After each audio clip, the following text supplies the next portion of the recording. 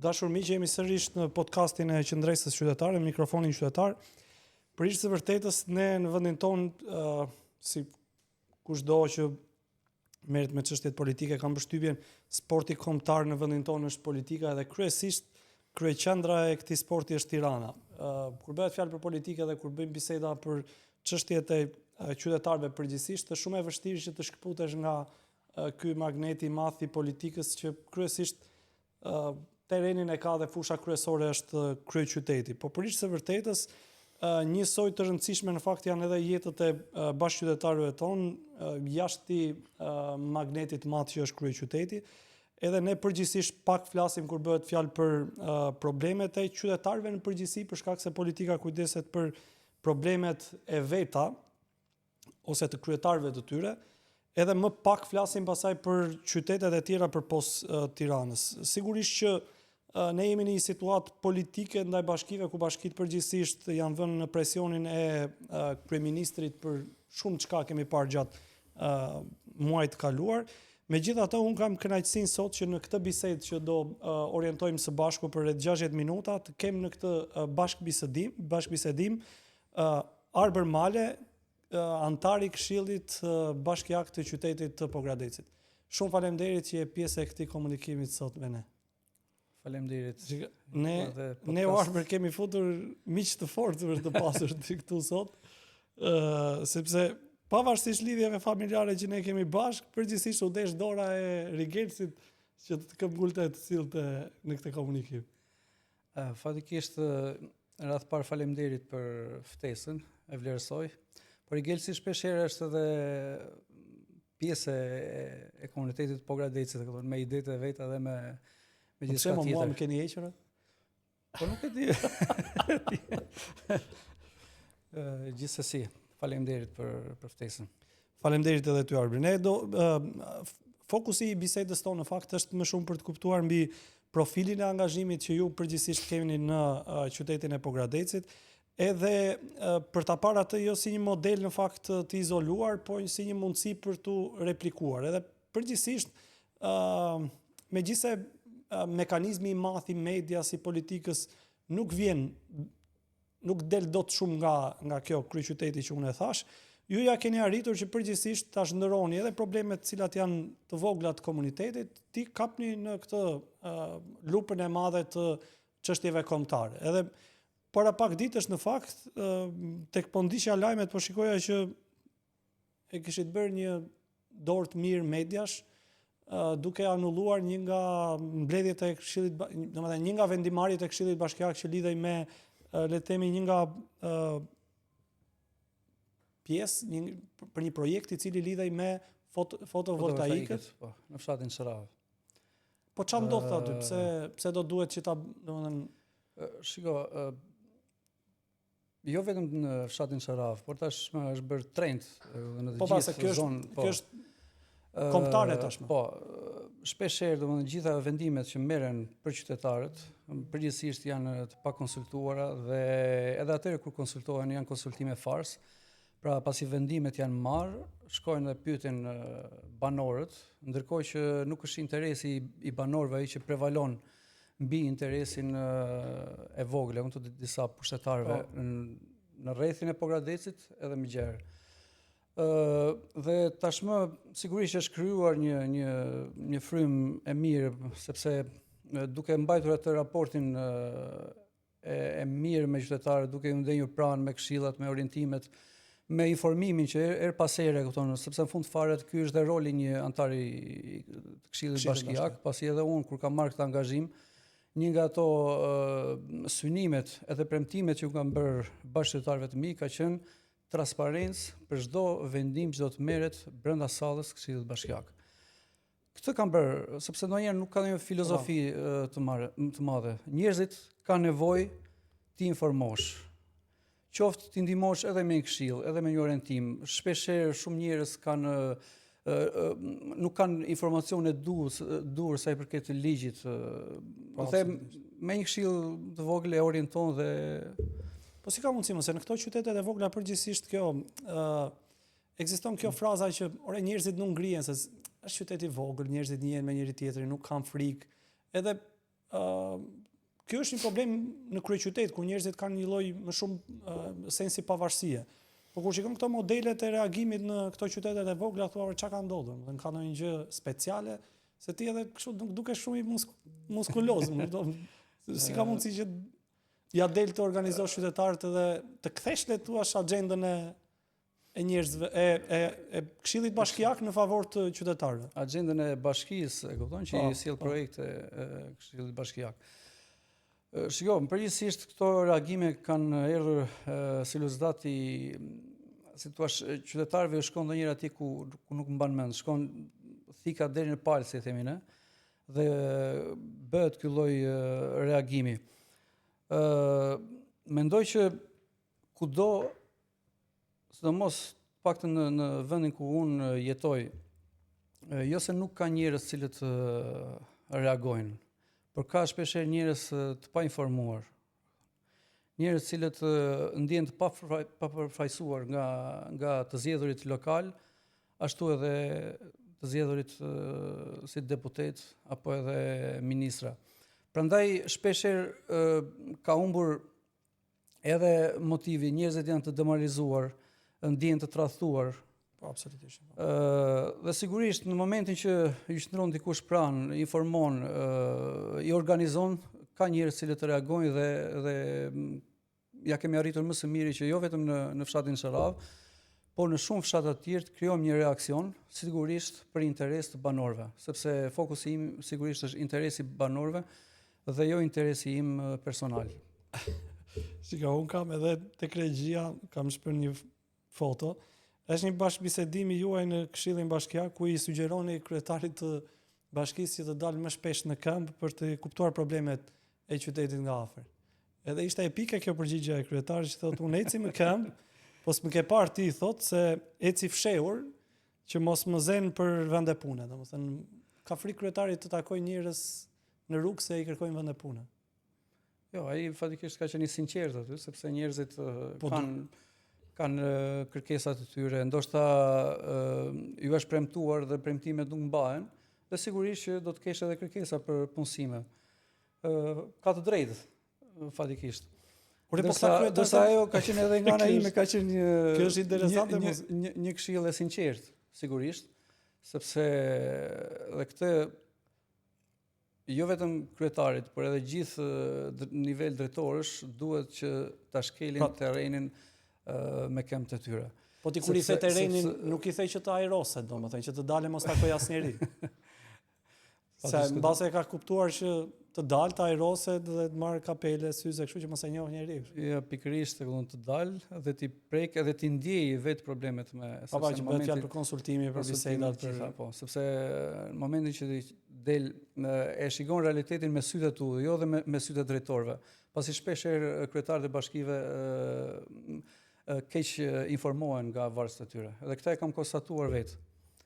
Gënjen, mashtrohen dhe nuk e shikojnë realitetin. Kurse kur del vetë, i shikojnë dhe merr atë feedbackun, edhe ke edhe ndjeshmërinë për njerëzit që qeverisë. Kjo është eksaktësisht kështu që përgjithsisht drejtuesit edhe këto kryetarët e bashkisë sigurisht që edhe gënjehen nga drejtuesit e tyre. Ata s'mundet që të rinë gjithkohës rrugëve dhe të pyesin gjithkohës qytetarët, por në fakt ky është një mallkim i mënyrës se si ata vendosin drejtorët, sepse nëse vendos drejtorët njerëz të paaftë, njerëz servil, njerëz që nuk kanë, tani unë po them me përgjithshmja edhe po e them në rang kombëtar, nuk po e them vetëm për një qytet. Kur ti vendos drejtorët në mënyrë jo meritore, absolutisht do e humbësh kontaktin me realitetin, kështu që kam përshtypjen është e pritshme kjo. Jo, megjithatë në Pogradec janë kalcifikuar drejtorët tashmë. Madje edhe iniciativa e fundit dhe direktivat që ka kryeministri Rama, aty nuk dhanë efekt. Nuk ka asnjë drejtor televizor nga Bashkia e Pogradecit. Ose kanë një performancë shumë të mirë, e kupton që po ti si antar i Këshillit mendon që kanë performancë shumë të mirë? Jo, unë mendoj të kundërtën. Performanca e drejtorëve të bashkisë është performancë shumë e dobët. Sigurisht që bëjmë përjashtim disa drejtorë, sepse nuk është në mënyrë absolute. Po. Mirë, po mjafton që ta shikosh si administrohet Pogradeci, si qeveriset, si drejtohet, e kupton shumë mirë. Po pse ky tajfuni kryeministrit nuk kapi asnjëherë Pogradeci? Ja, Pogradeci në ndryshim nga i gjithë qarku i Korçës, nuk ka as administrator të larguar dhe as nivel drejtorësh. Domethënë i kemi gjeni si duket, ose nuk e di çka ka ndodhur. Ka ndonjë kështu në i thashë them në korridoret e qytetit për këtë fenomen apo? Po disa thonë që është i preferuar i kryeministit Rama, kryetari i bashkisë, po. Për shkak se patikisht ka edhe një humor të hollë, kështu edhe kryeministit i pëlqen ky lloj humori i kryetarit tonë. Humor kanë vesh me bejte. Interesante. Shiko, un kam marrë disa shembuj në fakt, edhe për të prezantuar ty me pjesën tjetër të publikut që pak të nje, sepse sigurisht që jo shumë mund të të njohin jashtë qytetit tënd. Lokalist. Po jam i sigurt që brenda qytetit ju njohin, sepse edhe komunikimi që ju bëni në rrjetet sociale, unë isha në Shtetet e Bashkuara dhe më pyesnin për ty. Ore më vinte i natës, unë kam gjithë të vite që flas lart e poshtë dhe më pyesin për arbrin. Edhe ky është lajm i mirë për ty. Po shiko, unë mora imazhin e një shkolle në Lin që ju e denoncuat si të degraduar, edhe për së vërtetës edhe ne e morëm këtë material për ta referuar në komunikim publik, dhe me njërë pas denoncimit tuaj nuk kaluan pak kohë edhe shkolla rinovohet. Unë ka marrë një imazh tjetër tuaj, i ulur në një stol ku denonconi që stolat e parkut janë të rënuar edhe të degraduar, kështu mund të ngrihesh pa pantallona nëse shkon i veshur mund dalësh i zhveshur nga ulja. Edhe bashkia ka shkuar dhe e ka lyer, e ka sistemuar, e ka rregulluar, le të themi, këtë hapësirën që ju denoncuat. Ndërkohë edhe një element tjetër që ishte interesant, bëra scroll vetëm aktivitetin e fundit tuaj edhe ishin disa vija të bardha në qytet që nuk dukeshin më për vija të bardha dhe mund të humbi edhe jetën nëse nuk do ishe i kujdesshëm, dhe bashkia shkon edhe e rregullon vijat e bardha dhe i vijos. Pyetja ime pa kaluar te elemente të tjera është që kjo besoj është sjellje mirë. Nëse një le të themi qytetar i angazhuar, që ju jeni më shumë se sa i angazhuar në kuptimin e një qytetarit lirë, po jeni edhe përfaqësues të Këshillit Bashkiak. Ngre një problematik, edhe me vrap shkon bashkia dhe e sistemon, mendon që është një notë pozitive për bashkinë kjo? Unë kam menduar të operoj gjithmonë edhe nëpërmjet faqes time të Facebookut, për të informuar qytetarët edhe gjithë njësitë administrative. Sigurisht duke mos qenë vetëm aktiv në Këshillin Bashkiak, pasi shpesh ma thonë që pse si referon gjitha këto probleme që pse nuk i referon në Këshillin Bashkiak. Sigurisht unë i referoj edhe atij, por mbi të gjitha kam dëshirë që ato t'i bëj publike, sigurisht edhe me një qëllim për t'i vendosur në përgjithësi të gjithë drejtuesit e Bashkisë Pokradesit, por unë tashmë mund ta quaj veten edhe si një drejtor i bashkisë, pasi shpeshherë di që kryetari i bashkisë më shikon shpesh edhe i përgjigjet të gjitha thirrjeve të mia. Unë gjej rastin ta falenderoj. Po si po mirë e ka këta drejtorë që s'kan lëvizur. Po unë jam drejtor drejtor digital. Jam i kësaj inteligjencës të fundit. Edhe një arsye tjetër, sigurisht që shpeshherë ato janë zëra buxhetore, që ne miratojmë fillim të vitit ose në fund të vitit për vitin pasardhës, dhe ju rikujtoj administratës që këto nuk janë bërë, ose edhe nëse janë bërë kanë probleme me cilësinë e tyre. Dhe sigurisht që jo se kanë ndonjëherë dëshirë të bëjnë atë që them unë, mirë po detyrohen sepse detyron ligji mbi të gjitha. Dhe kjo është arsyeja mendoj. Dhe shpeshherë duket sikur ndonjëherë ka nevojë për pak gjëra që mund të bëjnë qytetarët, po ndonjëherë autocensurohen. Më thënë ti e ndjen në qytet që ka shumë njerëz që kanë diçka për të shprehur, po autocensurohen. Dhe nuk shprehen sepse mendojnë se diçka e keqe do ju vi pas, kur në fakt mund të zgjidhin problemin që ata kanë. Kjo sidomos e tham që në fillim të intervistës që ekziston sidomos në qytete si Pogradeci, kur të gjithë njihen, do të jesh krushi, do të kesh një lidhje farefisnore, lidhje shoqërore, dhe edhe nëse do ta shpreh dikush, ose ka merakun e një shoku, e një miku, ose ka dikë në punë, pra ka një lloj presioni dhe trysnie. Madje Po mirë, ti nuk i Por ke. e vlerësoj Ke lidhje familjare ti kështu shoqërore? E vlerësoj jo. Kjo është ana ime më pozitive, mendoj në këtë tyri që kam marrë. Dhe ana më e fortë, një nga pikat e mia të forta është se nuk kam njerëz në administratë për të shantazhuar. Pasi njerëzit shpeshherë edhe ndikohen edhe nga vllai, nga motra që punojnë në administratë. Po më thuaj që pas gjithë këtyre, nëse heqim lidhjet familjare, kanë funksionuar presionet edhe, do të thënë, mbas gjithë atyre, domethënë, ti ke disa denoncime që janë edhe të forta brenda Këshillit Bashkiak, që janë afera korruptive që mund të vënë në lëvizje institucione të tjera legislatuese, mund të jenë Këshilli i lartë, kontrolli i lartë i shtetit apo strukturat posaçme të hetimit. Për këto, asnjë gjë nuk ndodh, pra është kaq e thjeshtë ti je guximtar dhe të flasësh, nuk ndodh asgjë, nuk të vjen asnjë presion ose kërcënim mbas. Nuk po flasim për gjëra të vogla të përditshme si rruga, boja, po flasim për aferat projekteve që kanë mijëra euro mbrapa.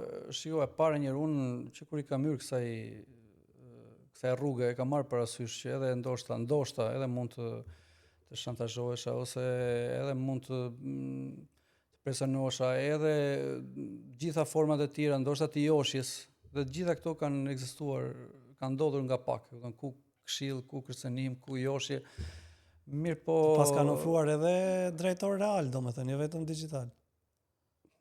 Se është interesante ta bëj këtë pyetje, se përgjithsisht, për shembull në metodologjinë e kryeministrit ose le të themi të majtës në vendin ton tashmë, është instaluar kjo që kudo që shohin një lloj talenti, hapet merkatoja dhe i japin një ofertë ose e blen. Ty të kanë ofruar ndonjëherë në një pozicion për të marrë heshtjen? Po. Për qenë sinqert, po. Si e ke llogaritur? Ja, se kam marrë në konsiderat sepse synimi im nuk është të bëhem drejtori i bashkisë apo drejtori në një pozicioni tjetër. Unë e kam ndërtuar gjithçka mbi punën dhe profesionin tim. Pra, unë me profesion jam laborant, dentar, dhe mundohem të bëj edhe punë të tjera, por jo të lidhur me aktivitetin tim si antar i Këshillit Bashkiak. Pra, për të ndikuar nga pozicioni im, për të marrë një leje për shfrytzuar njohjet në Bashkinë e Pokradesit dhe të përfitoj materialisht. Këtë ja kam vënë në synim vetes dhe i kam premtuar qytetarëve që në fillim, para se të zgjidhesh antar i Këshillit Bashkiak, që unë nuk do të përfitoj asnjë lloj leje në mënyrë abuzive apo ndonjë tender apo ndonjë favor, vetëm se atëherë kur më takon si gjithë qytetarët e tjerë me anë të ligjit. Prandaj po them nga kjo pjesë jam i qetë dhe nuk më bën përshtypje po them as ofrimi një vendi pune apo. Shiko, ndërsa sa i përket frikës, pastaj frikë nga se do kem frikë. Frikë kanë ata të cilët abuzojnë çdo ditë. Ata të cilët kanë futur duart në xhepat e qytetarëve, ata duhet të kenë frikë. Kam frikë ata? Unë për çfarë do të kem frikë? Ke vënë ti që mund të kem frikë ata? Unë frikë kam Zotin e kupton edhe atë punën time, nga jo kujdesem, që të jemi kujdesshëm për ato hapat që jetë në jetën time. Ndërsa të kem frikë për ata të cilët duhet të kenë frikë, absolutisht jo. Po përgjithsisht e ke vënë re që mund të kem frikë këto individet që shkelin ligjin aty brenda hapësirës ku shkelet ligji. Po ka frikë, por për fat keq nuk po bën shembuj në tashmë kemi kryetarin e bashkisë së Ersekës, që është pra po ndiqet nga prokuroria e përgjithshme nga SPAK, por nuk kemi në nivel drejtorësh, nivel po them njerëz të cilët dënohen për shkak të aferave të korrupsionit, të vjedhjes, të abuzimit. Dhe sigurisht që njeriu t'i del frika në momentin që pandëshkueshmëria e bën më të lehtë. Njëri më të guximshëm edhe Orber, disha më ka bërë përshtypje mua. Ti ke, domethënë, iniciativa jote është që të ndërtoje një skem ku të mos ishe i varur nga partitë politike. Le të themi, ti operon si një kandidat ose si një këshilltar i pavarur brenda Këshillit të Bashkisë. Ndërkohë që si e përjeton këtë të mos mbështetesh në një parti? Se për shumë njerëz mbështetja brenda një partie ti jep një lloj të shton pak forcën. Ndërkohë që nuk e di nëse më ndihmon, sa antar bashkie kanë në qytetin e Pokradesit? 31. Po. në 31 anëtarët e tjerë të Bashkisë Pogradecit, domethënë cili është kohezioni, si ndërtojnë ata marrëdhëniet, është qyteti në fokus të punës së Këshillit Bashkiak apo janë këto porositë partijake? Ne tani e dim se si funksionojnë Këshillat Bashkiak. Përgjithsisht janë temëruar nga partia, pasi listën e dim me partia. Dhe pak a shumë është Këshilli Bashkiak është zgjatimi i administratës, ndërkohë që duhet ishte kundërta, pasi janë dy institucionet ndara nga njëri tjetri, duhet të funksionin si të ndara, por Këshillat Bashkiak tashmë funksionojnë si zgjatim i administratës. Dhe shpesh herë, për shembull, nuk mbaj mend përveç se disa projekt vendimeve që kemi qenë ne iniciatorë, kemi kundërshtuar me anë të protestave, duke vendosur bashkinë, po them në vështirësi, në siklet, pasi ka qenë në shkelje të ligjit, edhe në jo në interes të banorëve, dhe nuk numëroj disa projekt vendime që janë kthyer, ndërsa shumica e tyre në mënyrë absolute kanë kaluar, edhe pse ka qenë po them në shkelje të moralit ose në dëm të banorëve të Pogradecit. Për shembull, mbaj mend rritja e çmimit të ujit, rritja e çmimit të taksave, tarifave. Menjëherë sa po mbaruan zgjedhjet, u konstitua Këshilli Bashkiak, erdhi menjëherë rritja e ujit për gjithë qytetarët e Pogradecit dhe gjithë bizneset. Bëm sigurisht në atë kohë protestën tonë dhe argumentat tona pse nuk duhet të rritej, megjithatë nuk u mor parasysh nga administrata dhe anëtarët e Këshillit Bashkiak, të cilët duhet të mbronin interesin e banorëve të Pogradecit, votuan të gjithë pro rritjes të çmimit të ujit. Pra, këto janë zgjatime të administratave, Këshillat Bashkiak. Kjo ndodh edhe me opozitën. Dhe unë fatikisht pash një shembull shumë të mirë në Këshillin Bashkiak të Shkodrës, ku anëtarët e Këshillit Bashkiak nga e majtë dhe nga e djatha në mënyrë unanime vendosën mosrritjen e ujit dhe tarifave për qytetarët e Shkodrës. Shembull fatikisht, dhe ishte një shembull frymëzues për mua, gjë që ne nuk ja arritëm në qytetin e Pogradecit. Edhe mua më shqetëson kjo, pasi edhe kur ju jep argumentet, kur e shikojnë, pasi vinë edhe vetë banorët, bëhen pjesë e diskutimeve në Këshillin Bashkiak, e shikojnë që ata njerëz vuajnë nga vendimarrjet e tyre, përsëri nuk kanë forcën për ta kundërshtuar të vendimarrjet dhe për të thënë jo, kjo nuk duhet. Pra partia është me forcë se sa marrëdhënie ndër qytetarë që kanë për fat keq po, për fat keq po. Ju keni marrë në zgjedhjet e Këshillit Bashkiak, që tashmë po bën diku tek 2 vite e gjysmë, ju keni marrë diku tek 1562 vota, një numër jashtëzakonisht i madh. Edhe shpesh herë kur po ndërtonin pyetjet, ishte kjo tentativa për të thënë që ja dhe një i vetëm, po për së vërtetës ti nuk je një i vetëm, jeni një grup qytetarësh, intelektualësh, të cilët le të themi bët atë demokracinë e brendshme që duhet bëjë një parti, pra.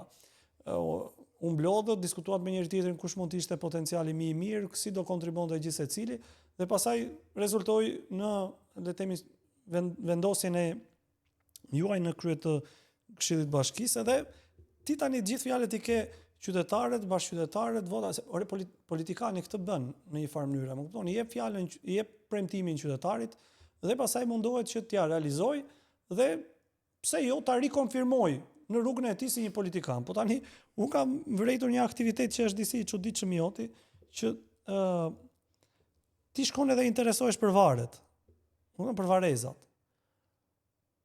Edhe, domethënë, të gjithë ankohen përgjithsisht në politikë ankohen për të gjallët, sepse ose duan të zgjidhin punë të gjallëve, sepse ata në fund të sjellin votën. Kurse ti shkon edhe merresh me varezat e qytetit, më kupton, janë në rregull, janë në rregull. Edhe çfarë pret nga ajo?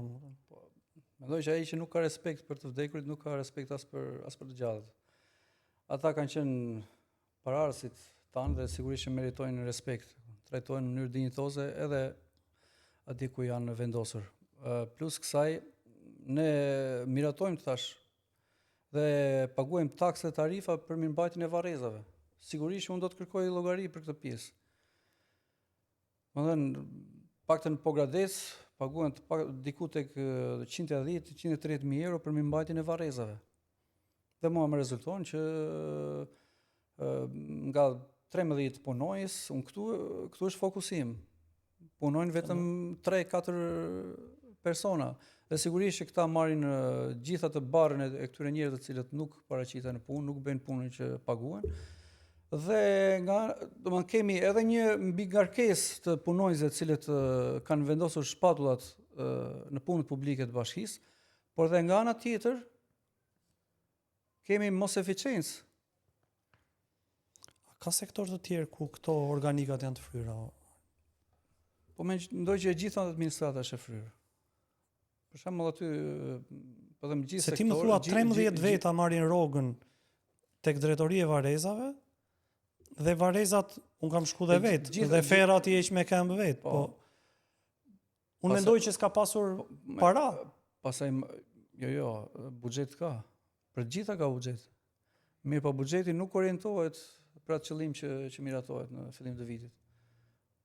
Kjo është përshtypja ime dhe bindja ime, pasi 13 veta do kanë hotela përveç kësaj, të gjitha këto elemente tjera, po them, të punës i blejnë po vetë punëtorët. Si i blejnë vetë? Karburantin, mjetet e punës, gjitha këto elemente. Po e gjithë administrata në përgjithësi, dhe jo vetëm me Pogradecit, po kudo që kanë folur, administratët janë të fryra, janë të tej fryra. Dhe një rekomandim i Ministrisë të Ekonomisë së fundmi është që buxhetet e bashkive ose buxheti i Bashkisë Pogradecit të orientohet drejt investimeve publike për mirëqenien e qytetarëve, jo për punësimet. Pra i ka lënë detyrë Bashkisë Pogradecit pikërisht. Hajde dal kryetari prapë rrugëve. Ha? Po jo që edhe disa nga puna këta që rikosin. Pra ne të paktën unë e vuaj si qytetari Pogradecit që shërbimet publike në qytetin tim lënë shumë për dëshiruar. Dhe tani ka gjetur një zgjidhje origjinale dhe kjo është bërë trend gjithandej, blerja e dronëve, ku qytetet tani kapen nga lartësitë, ku tregojnë, ma thua ti sepse ai liçeni, mali, fusha është krijimi i tyre dhe nuk është krijimi i Zotit. Po ta ulça të dronin shumë pak nga toka, kupton se si administrohet dhe qeveriset qyteti. Kjo është e vërtet në fakt. Edhe mua më del gjithandej këto bashkitë kryesisht japin këto pamjet me dron. Me dron, po. Edhe duket bukur me dron. Po sigurisht Shqipëria është e bukur. Nga lart. Nga lart është e bukur. Mirë, po ty është në rrugët e fshatrave të qytetit. Domethënë, këta filmojnë punën e Zotit nga lart. Nga lart. Po kur bëhet fjalë për punën e bashkisë që duhet ta filmojmë nga poshtë, aty nuk filmon njeri. Vetëm dron, domethënë droni është goxha cilësor tash. Sa vjen edhe bëhet më Arbi, shiko, mua më bën shumë përshtypje kjo çështja e buxheteve, sepse përgjithsisht ne i kemi parë këto bashkitë që falimentojnë, domethënë nuk kanë lek, ankohen për lek. Ndërkohë që ti më thua që ka administrata ku 13 vetë marrin rrogë, po në fakt vetëm 3 vetë punojnë. Dhe nëse ka domethënë shpenzime administrative, këta 3 vetë që punojnë i vënë dhe vetë lekët për karburantin dhe për të rregulluar mjetet.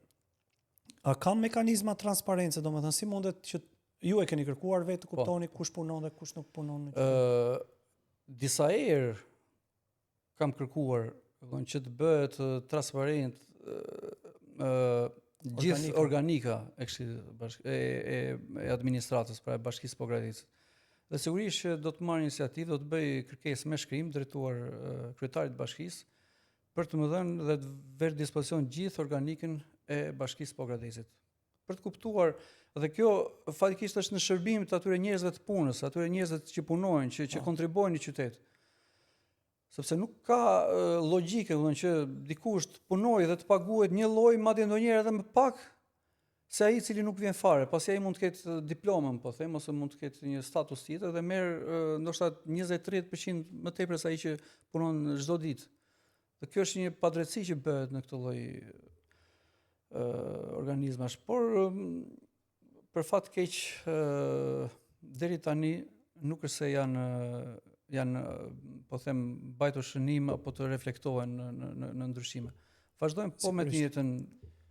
Unë doja të pyesja në fakt edhe për rolin e opozitës brenda hapësirës së Bashkisë Pogradecit. Domethënë ju e konsideroni gjithë ata që janë, le të themi, këshilltarë të cilët kanë dalë nga radha e opozitës si partner të punës tuaj ose si bashk kritik apo të ndërtoni një lloj komunikimi? Çfarë bëjnë ata domethënë? E kanë kuptuar që janë antar këshilli apo? Më ka bërë përshtypje për shembull që në ditën e parë të mbledhjes Këshillit Bashkiak, vjen dikush dhe më thotë, ose ne kot jemi thotë. Më shpërit e veshje. Ne kot jemi thotë çfarë 19 nga 31, 19 ka Partia Socialiste. Dhe që aty pash një lloj demotivimi të antarëve të opozitës. Ndërkohë që absolutisht unë nuk kam ecur gjithmonë me idenë, sa unë isha i bindur që ne nuk do të kishim shumicën në Këshillin Bashkiak. Si e tham, mjafton edhe një zë i vetëm, por nëse është zë i artikuluar, i argumentuar, zë i cili po them thot vazhdimisht të vërtetën, mund të jetë edhe më shumë se sa një pjesë, edhe pse numrat kanë rëndësinë e vet. Ka antar të Këshillit Bashkiak, të cilët janë parimor, vazhdojnë të kenë një zë kritik në Këshillin Bashkiak. Ka njerëz edhe nga Partia Socialiste, të cilët kanë një qasje kritike, mirë, por problemi është kur vjen tek vota. Aty është vështirë që të votoj kundër. Edhe pse nuk do që të votoj në atë formë, por detyrohet nga, nuk e di, nga presioni, nga interesat, nga shumë çka. Nga interesante kjo shpreha mos e kot jemi. Po. Fatikisht opozitarët janë të demotivuar. Jo vetëm Këshilli Bashkiak, por edhe jashtë saj.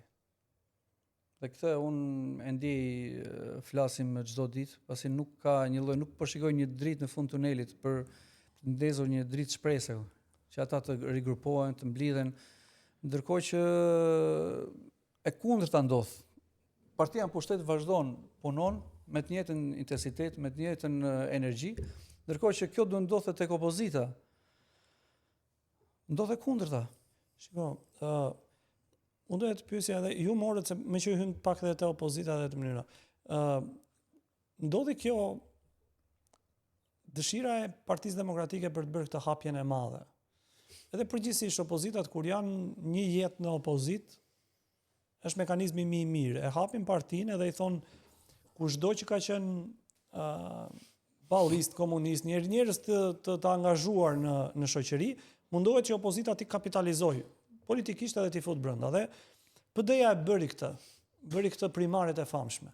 Dhe shumë njerëz me angazhim që nuk ndanin të njëjtën qëndrim me pushtetin, po donin të kontribonin, ju afruan opozitës. Një prej këtyre ishi dhe ju, që kërkuat që, si të themi, nga aspekti i angazhimit qytetar, me që një forcë e madhe hapi derën, ju morit pjesë të primaret. Edhe rezultati juaj ishte surprizues, sepse pa zyrë, pa parti, pa delegat, pa lista, pa asnjë gjë, ju dolët i dyti mbas kryetarit. Edhe le të themi rezultatet tuaja u komentuan edhe kombëtarisht kur unë rria dëgjoja ndonjëherë edhe këto komentet që bëheshin përgjithsisht për primaret. Dhe ajo që ndodhi në fund ishte që hapja e madhe rezultoi me një mbyllje të madhe. Megjithatë, ti vetë ke një qëndrim tënd, domethënë se çfarë ndodhi me gjithë këtë proces. Drejt u fol për një hapje më të hapur, më të fortë, si ishte i slogani. Edhe sigurisht që unë personalisht u propozova nga disa antar dhe kryesia e Partisë Demokratike për që një prej atyre cilët do t'i përfaqësoj apo dhe në zgjedhjet e përgjithshme. Dhe e pranova të isha pjesë e garës, duke menduar se vërtet kishte një hapje të Partisë Demokratike. Dhe më rezultoi e kundërta.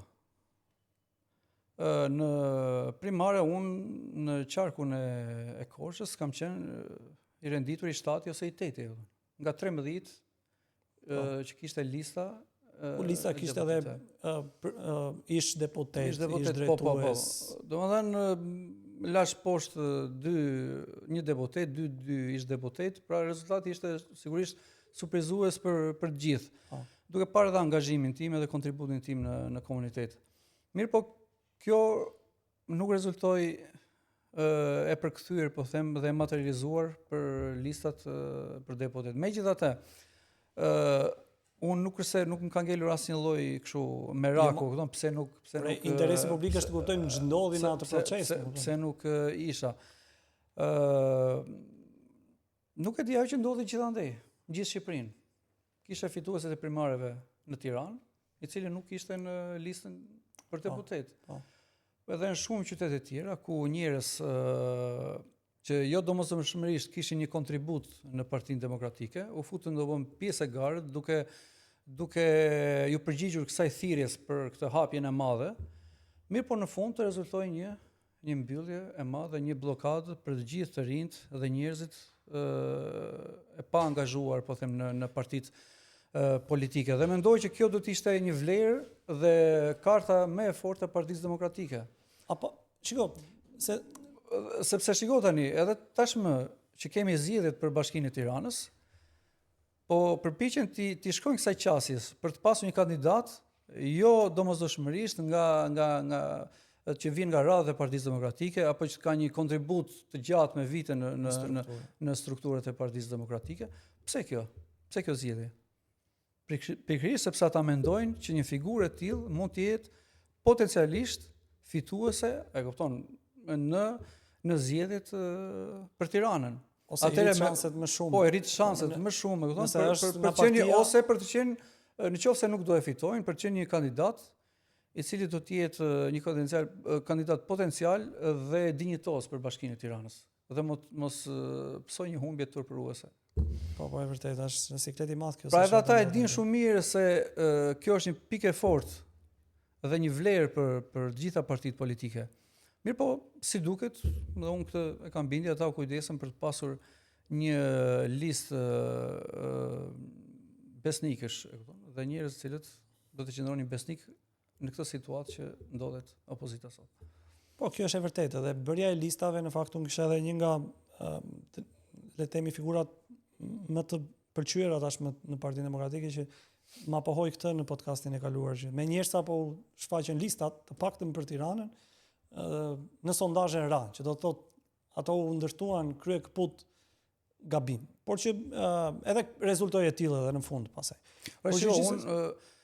Edhe unë personalisht si Arbi nuk kishte rëndësi emri im, por nëse do të kishte vërtet kandidat potencial nga qarku i Korçës, të cilët po them do mbronin dhe do ta ngrinin zërin fort për interes të qytetarëve të Pogradecit, të qytetarëve të Korçës, të Bilisë dhe me radhë, pa diskutim do i mbështesja. Nuk është do mos jetë Arbri, Migeni, mjafton që ne bashkë ndajmë të njëjtat qëllime, të njëjtat ideale, të njëjtat, po them, angazhim qytetar. Por këtë nuk e shikoja te Partia Demokratike.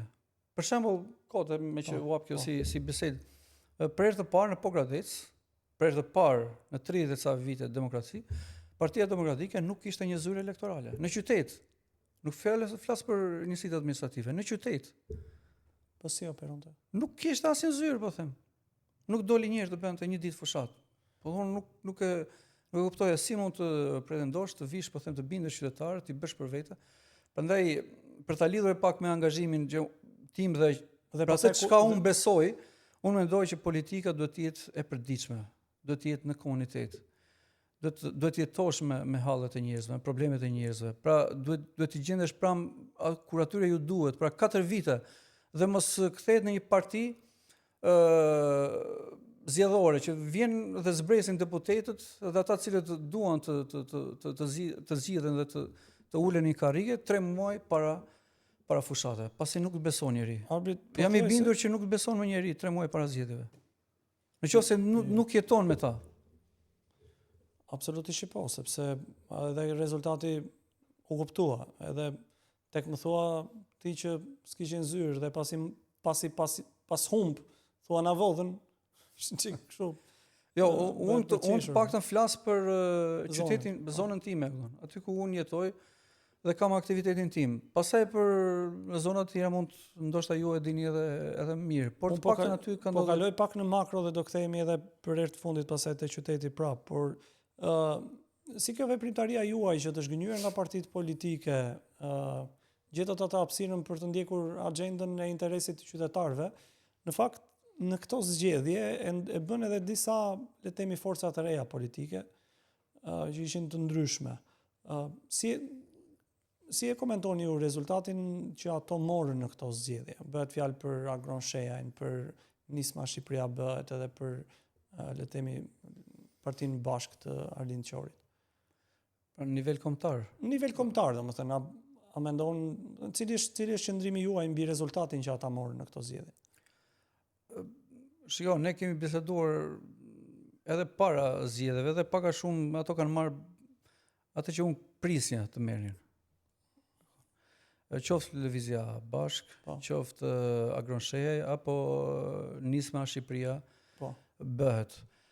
Mendoj që gabimi i këtyre partive të vogla ka qenë sepse janë përqendruar në shumë qarqe dhe nuk janë përqendruar në qarkun ku ata mendojnë që vërtet kishin potencial për të marrë maksimumin e gjithë aktivizmit tyre. Dhe këtë më së miri ka bërë për shembull për ish të së vërtetës Lëvizja Bashk, ku e dinte që forca e saj ishte në qarkun e Tiranës. Ose më keq e bëri Shqipëria bëhet, po, ose kundërta, ku punoi të gjitha qarqet dhe sigurisht që 70.000 vota nuk prodhuan dot mandate. Dhe në fund përfundoi me një mandat, që edhe ai mandat e dim që u bë telenovel e verës.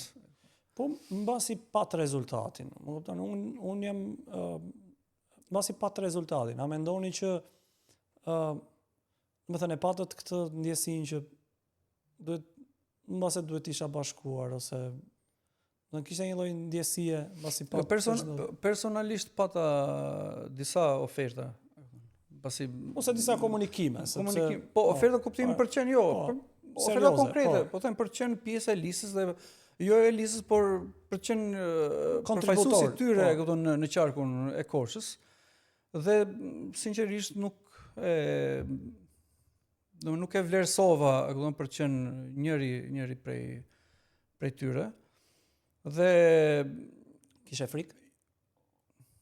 Shiko, aty jem bërë edhe pak për qenë sinqert, pragmatist, duke e ditur se zgjedhjet e përgjithshme ndryshojnë shumë nga zgjedhjet lokale, pasi në fillim njerëzit janë me shumë entuziazëm, premtojnë dhe pikërisht ndodhi ajo që pak a shumë prisja, dhe sa vjen pastaj përqendrohen drejt dy forcave më të mëdha. Megjithatë, shiko,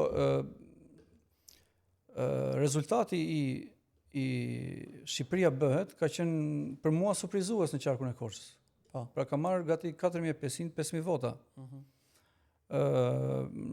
Edhe pse nuk u përkthye në mandat, gjithsesi ajo ishte, po them, një nisje shumë e mirë në qoftë se dy krerët e asaj lëvizje do të kishin, po them, edhe zgjuarsinë, edhe pjekurinë, për t'i përkthyer pastaj për t'i marrë të gjitha ato vota dhe për të shkuar drejt zgjedhjeve të 2029-s, duke pasur një riorganizim, për të pasur, po them, një qasje ndryshe ndaj politikës, ndryshe ndaj atij mandati që prodhuan. Mendon që është shans i humbur?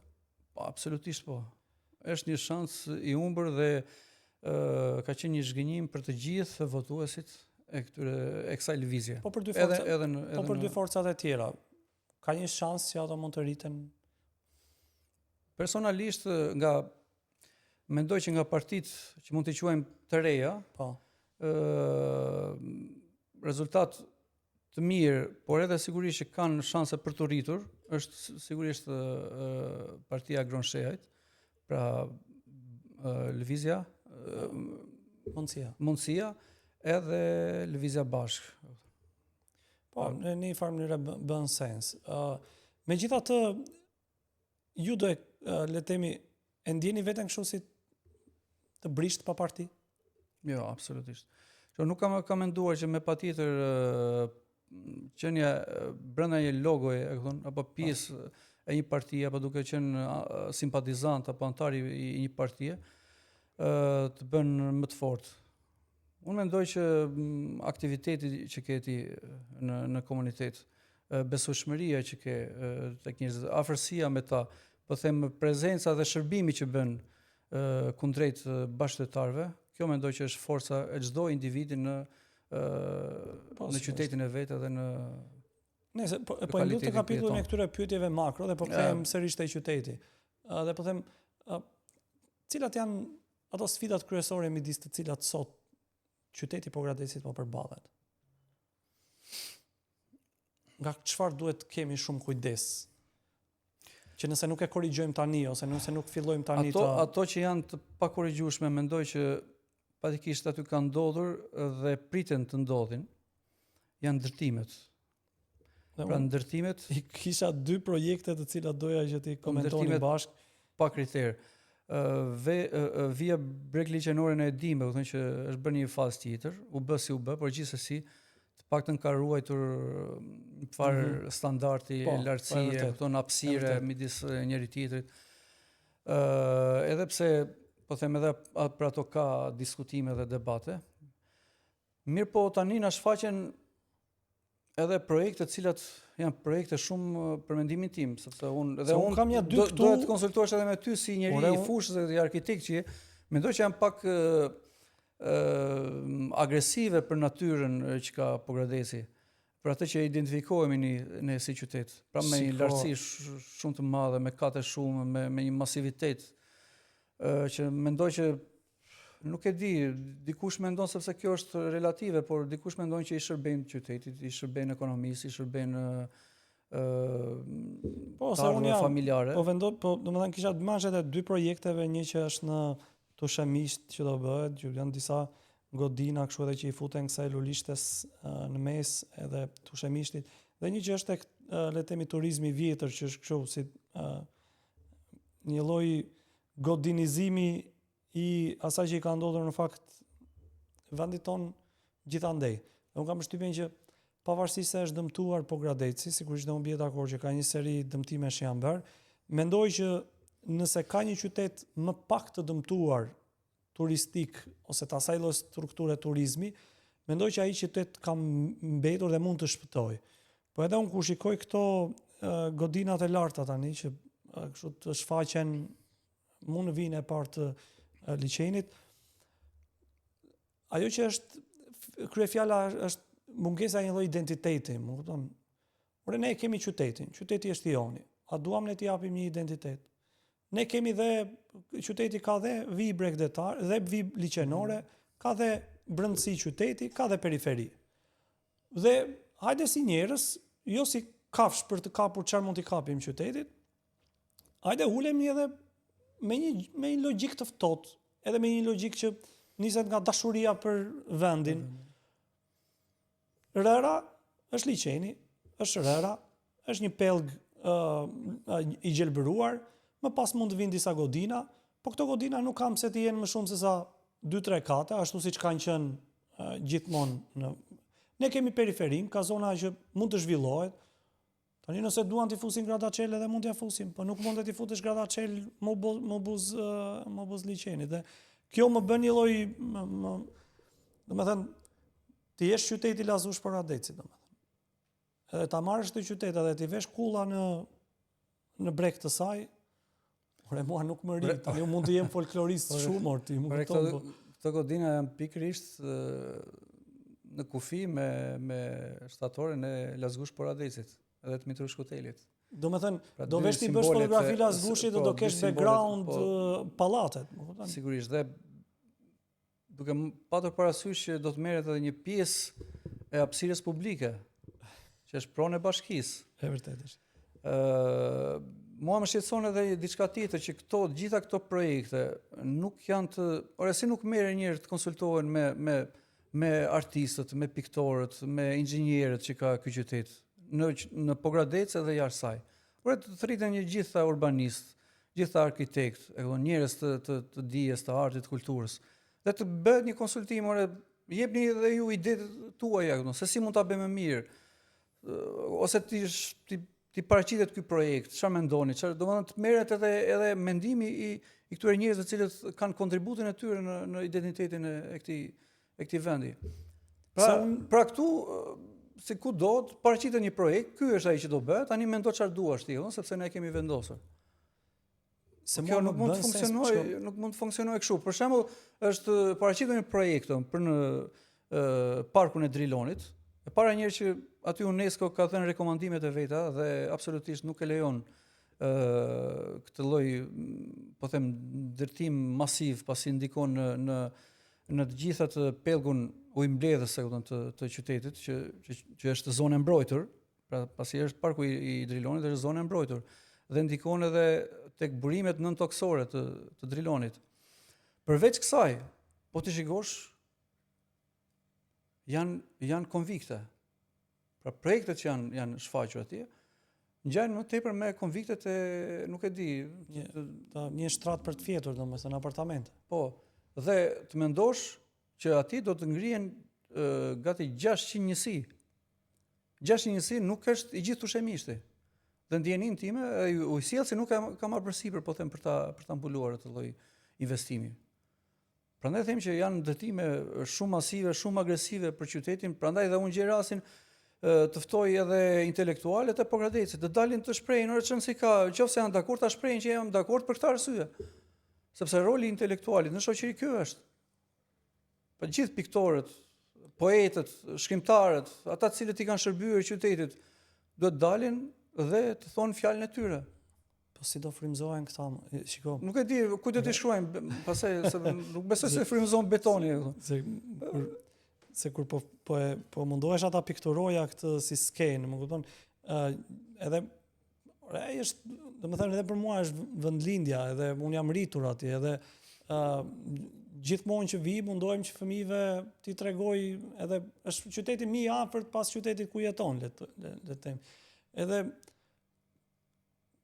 ti vendosësh në mbrapa shpine, le të themi, Vllazgushit një grumbull ndërtesash, banesash, është vetëm pasaj ti ndryshosh edhe tekstet Vllazgushit, domethënë nga Dremit liçeni pa kufi ti ja bësh Dremit pallati pa kufi, më thon se po ti e di që buza e ndërtimit që supozohet dhe presupozohet që të ndërtohet është edhe lagja historike, rruga në Infrashi.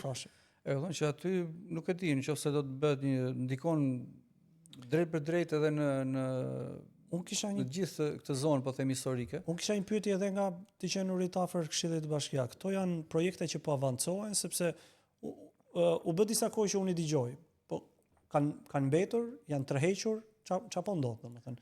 Domethënë kanë fituar kjo ankesa e qytetarëve kundrejt këtyre. Deri tani jemi në kuadrin e fjalëve, propozimeve, e projekteve të shfaqura në rrjetet sociale nga vetë kompanitë.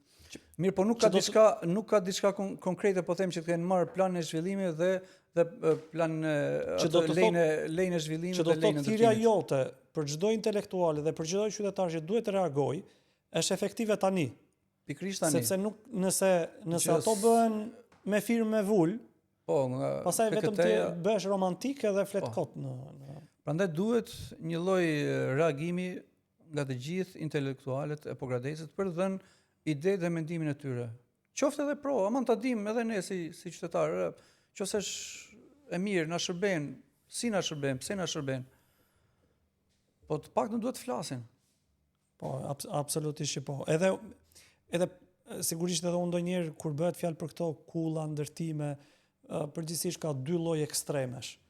Që kush është me qeverinë, e do kullën edhe mumbi kullën e vet. Domethënë nuk ka problem fare që të jetojë edhe 1 metër larg kulla tjetër përballë, sepse është me qeverinë, qeveria do kullat edhe kullat t'i humbin ku të munden. Ndërkohë që kush është me opozitën, po dëgjovi fjalë kull, edhe nëse kulla do çonte çdo lloj standardi, ore nuk e duam sepse e ka thënë PS-ja dhe ne të PD-s nuk duam asnjë kull. Ndërkohë që ne duhet gjejmë vendosur në kontekstin, po them, që po flasim, mendojmë që është diçka, po them, jo siç sot zhvillohet çdo vend në botë. Këto janë struktura që i duhen, nuk e di, zhvillimit të ekonomisë, por asnjëri jo në vendin e gabuar. Mund të gjenden hapësirat, mund të zhvillohen lagje të tëra, mund të merren terrene të pazhvilluara që të jetërsohen, po jo ndërhyrje të tilla. Edhe ne duhet të tregojmë të kujdesshëm se një biznesmeni se ja shtyve ti kullën 1 kilometër më poshtë, drejt që ta haj, gjen mundësinë që ta bësh edhe financiarisht, le të themi, rentabël. unë kam dëgjuar për shembull dikur që ka qenë një projekt dikur për Pogradecën, që gjithmonë godinat e larta ishin mbas po them gati në Unaz dhe duke shkuar drejt buzës Shkon dhe me siluetën e qytetit. Po, në mënyrë që të gjithë kishin mundësi dhe akses për të parë liçenin. Dhe sigurisht do të ishte një projekt shumë i mirë dhe brillant për Pogradecin. Mirë, po tashmë ajo është prishur prej kohësh, por nuk e di, nëse i dëgjon të gjithë opinionet për qytetin e Pogradecit, atyre të cilët e frekuentojnë, kanë dëshirë, vinë, kanë kujtimet e tyre, e kujtojnë pikërisht për natyrën që ka Pogradeci. Po për çfarë mos Për e po ja klimin që morë ka edhe atë, për Pogradeci, çfarë do vesh? për freskinë, për atë, për liçenin, për bregun e liçenit, pasi nuk kemi ndonjë vi, po them sa Është një vije madhe breg liçenor. Durrësi edhe. Prandaj dhe duhet atë sa është duhet ruajtur. Duhet të ruajtur me shumë fanatizëm. Nuk e di, kjo i takon pasaj niveleve tjera për të marrë ato vendimet e tyre, por e rëndësishme e qytetarët duhet të bëhen pjesë integrale e këtyre zhvillimeve. Pra të jenë edhe ata pjesë e diskutimeve e vendimmarrjeve. Çfarë kuptimi do të ketë nëse ti merr një vendim dhe bën një projekt nga Tirana dhe e sjell, pasi janë bërë disa projekte në këtë formë. Bëhen projekte të po them harmonizuara me natyrën, me kulturën, me traditën që ka Pogradeci. Dhe vjen aplikohen aty. Për shembull, personalisht, unë vetë si Arbri nuk më pëlqen një pjesë e projektit të drilonit. Nuk e di, kam vendosur, po them aty ka qenë një breg shumë i mirë, e kupton, si Gji, ku i kam vendosur gati 6-7 ura, e kupton. Për çfarë shërbejnë 6-7 ura, të gjitha hekur? Të mjaftonte me një urë ku qytetarët mund të shkonin të bënin ato fotot, selfie-et e tyre. Pasi ato kanë krijuar tani, janë bërë edhe një barierë për gjitha këto elementet që ka për algat, për leshteriket, florën e faunën, kupton. Vend depozitimi për të gjitha këto. Përveç se anës estetike, po them edhe të elementeve të tjerë. Prandaj them që duhet të jenë projekte më të konsultuara me intelektualët e Pogradecit dhe njerëz të cilët janë njerëz të fushës. A mendoni që janë në rritje zërat të cilët kontribojnë për qytetin apo janë në shterim? Sepse ka dy, le të themi ne kur diskutojmë me kolegët tanë, ka dy lloj qëndrimesh që për shkak të presionit të madh dhe për shkak të akumullimit të madh të pushtetit në aty që e ka sot pushtetin, zërat shuhen, nga ana tjetër thuhet që kur ka një lloj shtypje ose kur ka një lloj, le të themi, jo valvula shkarkuese, zërat tentojnë të rriten. Por në qytet kjo si është e reflektuar, domethënë? Mendoj që janë të gjitha bashkë. Diku ka presion, diku ka joshje. Ka dhe njerëz cilët reagojnë dhe mua më vjen mirë për shembull që janë shtuar zërat e reagimit qoftë brenda Këshillit Bashkiak, por edhe qytetarë të tjerë të cilët marrin guximin, sidomos dhe unë mendoj që në mënyrë po them kështu modeste janë bërë po them me një lloj nxitje, po edhe një frymëzim për disa njerëz të cilët kuptojnë që të reagosh nuk përkundrazi është diçka shumë e shëndetshme për shoqërinë, për komunitetin. Mirë, po ne na duhen edhe zërat e intelektualëve në qytet. Sigurisht, po them opinionin, zërin e tyre nuk e zvendëson diku, pra sikush ka vendin e vet në shoqëri. Sidomos për këto projektet e mëdha, sepse ndodhet edhe diçka tjetër. Që tjetër Dhe shiko, ndodhet edhe kjo. Thonë, mos e ti se nuk je i fushës. Mos fol ti se nuk je. Po hajde pra ti që je i fushës, fol. Terreni e ke të lirë, mediat i ke në dispozicion, nuk ke asnjë lloj pengese, nuk besoj se të censuron njeriu nëse flet. Nuk besoj, gjitha mediat i ke, nëse ti do të flasësh për qytetin, opinionin tënd, ta kundërshtosh çdo projekt. Nuk besoj se të censurojnë të gjitha mediat 100%. Përkundrazi, ne mediat të cilat mendohet që janë pjesë, po them, që atakohen si pjesë e qeverisë, pikërisht janë ato të cilat e mbulojnë të gjithë aktivitetin tonë Këshillin Bashkiak. Pra, ti mos më thoj mua pasaj nesër, që mos fol ti, nuk ke të drejtë ti, ti nuk je i fushës, dakord, unë e di, se unë nuk mund të mbuloj gjithmonë, dhe unë jam koshient, dhe unë e pres që dikush i cili është njeri intelektual, është po them urbanist në rastin po specialist i fushës, ekspert, të vi të jap kontributin e tij. Ose të bëj, po them, ti jetë ai iniciator, nuk dua të jem unë me patjetër, absolutisht. Le të jetë ai në krye të gjithë kësaj iniciative, këtij lloj ndryshimi. Por momentin që ti flet, ai të thua dikujt tjetër se mos fol edhe ti, sepse nuk ke drejt, mendoj që kjo nuk është normale. Normale, në momentin që ka vakum në treg, do dalin zera të cilët nuk janë njerëz adekuat për të folur. Ja, ka një lloj vakumi në shumë drejtime, të paktën në qytetin e Pokradesit. Por kjo duket në pothuajse në të gjitha qytetet, për shembull kur ka një lloj krize sa i përket infrastrukturës së ndotjes, mjedisorët pak, domethënë ata që janë brenda aty, inxhinier mjedisi apo elementë të cilët mund të shpjegojnë procese të rëndësishme nuk dalin. Ka një pjesë në ndërtime, shiko përqen inxhinierët nuk flasin.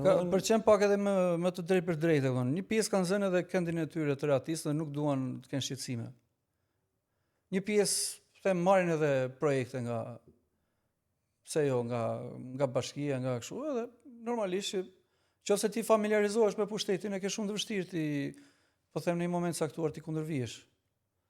Edhe ëndra është në një farë mënyrë është për ta lënë qytetin, për çfarë do kontribosh. Se në fund ditës nëse ti shumica e fëmijëve tashmë të politikanëve lokal, të intelektualëve janë me studime jashtë shtetit. Si ishte kjo? Si ishte kjo edhe një herë? Po, shumica e fëmijëve të politikanëve, edhe të intelektualëve, shkollohen jashtë shtetit. Ja, absolutisht po. Edhe ne kemi vënë re, po ne zakonisht merremi me ministrat, ndërkohë që ti thua që e njëjta gjë është edhe me këto. Po. Kryetar bashkie edhe shiko, nëse do ta shikosh edhe politikanët lokal se sa dëshirë kanë të jetojnë politikanët tan në qytetin e tyre, shikoj kur lën pushtetin. Shumica e tyre ikin nga qyteti. Pra i kanë lënë atë lloj trashëgimie qytetit, sa as vetë nuk duan të jetojnë dhe fëmijët e tyre nuk duan të jetojnë në atë qytet. E kanë vënë re, kupton që shumica që lën pushtetin në atë moment që lën detyrën, nuk e shikojnë në Pogradec. Duan të jetojnë në Shtetet Bashkuara të Amerikës, në Britani, e kupton? Ose vinë Tiranë, në Tiranë, po. Vinë jetojnë në Tiranë. Jo aty ku kanë bërë mrekullinë e tyre, kanë lënë gjithë atë s'kan trashëgimie. S'kan trashëgimie. Është interesante kjo, sepse dhe unë ja bëj shpesh i ve pak kështu, i them more jeni ju krenar për këto investime që po bëni në qytet. Sinqerisht, jeni krenar apo jo? Bëhen investimet për një vit degradojnë. Se mbushin as vitin, dimri parë fillojnë problemet. Ka një cilësi, janë investime skandaloze. Për shembull, kalaja e qytetit, masakër. Kanë bërë një masakër atje. Dhe këtë i thash, po në projekt ishte shumë. Këtë e shfaqi edhe kryeministri, edhe kryetari i bashkisë, erdhën mos bën inaugurimin atë për fillimin e punimeve, intervistat, dhe sot e di nuk vjen ta inaugurojë njeri. Ju vjen zor, më vjen turp. Po nuk ka asnjë lloj filmimi tani mbarimin e fazave, thon tash kështu, është me disa faza, prandaj nuk vijmë, të presim shiritin. Është me disa faza, thonë. Domethënë projektin 3D e shpërndan të tërë vrapuar. Po. Tani nuk e shpërndan njeri, dakord, fazën e parë, shpërndaje fazën e parë. Mbaroi faza e parë e punimeve në kalan e qytetit, kalan historike të qytetit. Kanë bërë një fushë me granil atje. Është edhe unë e kam foton. E kupton? Kanë bërë një fushë me granil, po se dia e kap dot. Që mirë apo keq, të paktën dhe ti e ke bërë çfarë porosit online dhe çfarë vjen në realitet. Dhe të paktën mirë apo keq, shkoje në kalan e qytetit sipër, uleshe me shokët, me miqtë, me familjen, edhe sodisje qytetin dikur. Po se ishte një fushë me bar. Tani, po si ka mundsi kaq keq më? Shko, ke një fushë me granil dhe në fund fare se investimet po kanë impaktin e tyre apo jo? Pra lën impaktin e tyre për gjithë vizitorët ose ti të rreq, po them thith vizitorin atë. A ka thithur vizitor Kalan? Fare, çfarë vizitorësh? Unë gjitem shpesh aty, pasi ti e di, unë jam rritur në E lagjen pas kam Kala. bërë vetëm për ty. Lagjen Kala, edhe shkoj për shembull, unë personalisht do doja që në atë pjesë e para mbi gjithë do ishte bërë rruga. Ta fillonin nga rruga. Të paktën të kishte një lloj aksesi komod deri në majën e Kalas. Isha i bindur që do të kishte 10 fishim të vizitorëve në kalan e qytetit. Të paktën vetëm rrugën të beja si fillim. Megjithatë, ne kemi si duket koka të mëdha aty që Ishte shumë e bukur kjo e fundit edhe është eksaktësisht ajo që ndodh me një seri investimesh në vendin tonë. Megjithatë, unë Arbri, ne jemi në situatë që kemi kaluar ato limitet që ne i vendosim vetes, ne mundohemi të qëndrojmë një orë, megjithëse asnjë i ftuar nuk e mbajmë dot brenda kufive të një orëve se unë do të flis jam pak dukshëm pak se një orë se na pëlqen. Edhe ajo premtimi jot që shikoj unë nuk jam shumë për të folur, jam shumë për teren, nuk qëlloj prapë në shaj sepse ne e kaluam. Kjo është e vërtetë fatikisht, është e vërtetë. Po ndoshta pasioni, dëshira, dashuria për qytetin na bën që të flasim, pasi më vërtet unë e përjetoj çdo lloj ndryshimi që ndodh në qytetin e Pogradecit. Qoftë për mirë, qoftë edhe për keq kur ka investime të gabuara. Pra unë e kam vendosur që do të jetoj në atë qytet, mendoj që edhe fëmijët e mi t'i rris, t'i shkolloj. Edhe ëndra ime është që përsëri të rinë në atë qytet, megjithëse nuk është gjithmonë po dëshira. Po fëmijët aty tani po bëhen madhorë dhe po jetojnë në qytet në fakt. Po ndërtojnë familjen aty. Prandaj kur flas për qytetin e kam shumë seriozisht, nuk e bëj për asnjë lloj kështu po them qëllimi për të arritur diku politikisht apo siç tani unë do të para domthonë unë e kam pasion pjesën e qytetit. Edhe e kam pasion të flas me njerëzit, të takohem, të dëgjoj, pasi unë marr feedbackun e parë që në atë moment, kënaqësia që ndjeje, po them, kur i shërbej të tjerëve. Mua më ftove në një reflektim që nuk më kisha menduar ndonjëherë. Edhe ne me ekipin e qendresës që ndjekim arsimin, ndonjëherë bëhemi kështu radikal. Edhe themi, nëse kryeministri menaxhon arsimin, kryeministri duhet ta çojë fëmijën tek sistemi publik. Tani që ti më ftove të reflektoj se ç'bëjnë politikanët mbasi e lejnë administrimin e qytetit, tani po mendoja thash, ore miro këta kryetar bashkie, që përgjithsisht ndodh kështu, domethënë, bëhen kryetar bashkie, i kanë fëmijët për kopësht, në fakt i sjellin në Tiranë. I kanë për gjimnast në fakt i sjellin në Tiranë ose i nxjerrin jashtë shtetit. Dhe kur lën pushtetin dhe ata fillojnë edhe e lën dhe ata qytetin. Mirë po, pse jo? Kushdo që e merr përsipër që të drejtoj qytetin, të bëjë një angazhim edhe normativ tashmë, t'ja u normojmë. Ti themi që nëse ti e qeveris 4 vite vendin, nëse e qeveris 8 vite bashkin, bujrum dhe ri aty për pjesën tënde të metur të jetës. Edhe t'ja u vëmë kyçat edhe siç vëmë kriter mikëve. Jo, mos siç mbajnë këta. Domethënë politikanët e qeverisin nga Tirana vendin, edhe i than studentëve të mjekësisë, i than, "Me që s'kemi mjek ne, po ja u bëjmë detyrim që po mbarove mjekësi, do qëndroni në Shqipëri, do punoni për ne." Pse mos ja bëjmë dhe ne tani këtyre? Do të rishti 8 vjet bashkia, kryetar bashkia. Bujrum zotëri, për tërë pjesën tënde të mbetur të jetës, do qëndrosh aty me ligj, siç ja bëre këtyre studentëve. Do qëndrosh aty me ligj, do ta bësh jetën tënde, po edhe të fëmijëve të tu. Dhe mbase këta do fillojnë edhe të bëjnë projektet e duhura, mo. Mbase këta do fillojnë ta qeverisin bashkinë si duhet, sepse bashkia që ata kanë do jetë shtëpia e tyre për tërë jetën, se do t'i burgosin brenda qytetit në thonjza. Që nga interesante kjo dhe falenderoj që na çove në këtë perspektive, në këtë shtetë. Jo, fatikisht e kisha menduar. Kjo ka ndodhur pak a shumë prej vitesh. Edhe opozitarët që lanë pushtetin të njëjtën gjë bën, shumica e tyre nuk janë më në qytet. Edhe kryetarët e partive. Po, edhe kryetarët e partive, edhe Kjo është fatkeqësia e qyteteve tona, sepse qeverisen... Prandaj qytetet e vogla po vdesin në këtë vend edhe... Shiko, unë mendoj që të kthehemi pak tek emigracioni. Unë mendoj që në çdo rast do të kishte njerëz të cilët do të zgjidhin, po them, emigrimin si alternativë në tyre. Por të paktën ky lloj emigrimit ishte emigrim për një standard, më të mirë. Jo të ishte emigracion për gjërat bazike. Aty po ikin të rinj sepse janë të pamundur të nxjerrin muajin. Jo sa ikin për një standard më të mirë, më shumë lekë në muaj. Lekë në muaj, po. Për shembull, kam shok miq nëpër fshatet e Pogradesit dhe sinqerisht e them, pasi kam biseduar me shumë prej tyre, ikin, po them, të thyer, nuk kanë dëshirë të largohen nga vendi i tyre, pasi kanë prindrit e tyre, kanë lënë nënën, babain, ndoshta në kushte jo të mira shëndetësore. Një pjesë kanë ikur dhe vuajnë sot atë për ndjekjen partijake, këto luftrat që ndodhen për bashkitë dhe për institucionet.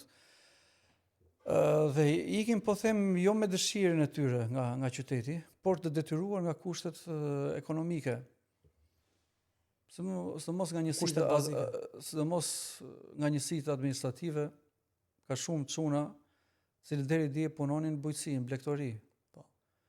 Dhe ikin sot, jo me larg, por 150 km nga aty, në kufi, në Greqi.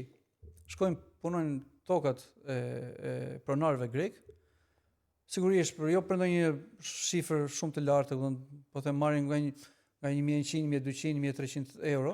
Imagjino tani sa kanë nxjerrë ata në shtëpinë e tyre. E vërtet. Është gjithçka e vërtetë dhe kjo është drama midis të cilën ne e shoqërojmë. Megjithatë, ne jemi në minutat e fundit edhe unë të falenderoj shumë që ishe pjesë e këtij komunikimi edhe të uroj të shtohet, le të themi, kjo energjia për të kontribuar në qytet. Unë të falenderoj edhe i le takim miqve në javën e vijim. Faleminderit.